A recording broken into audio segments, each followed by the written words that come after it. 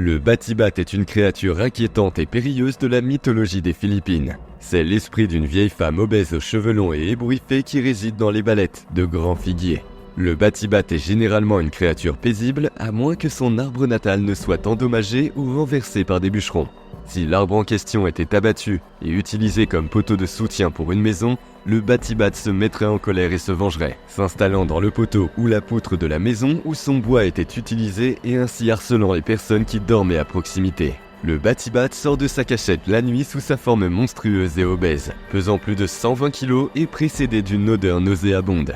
Son attaque est à la fois physique et psychologique. Il s'installe sur la poitrine de sa victime et la plonge dans la paralysie du sommeil, un état terrifiant dans lequel elle est consciente mais ne peut ni bouger ni parler.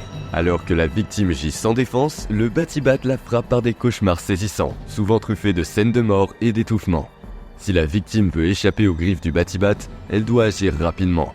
Elle doit se mordre le pouce ou remuer les orteils pour rompre le sort de paralysie du sommeil et se réveiller.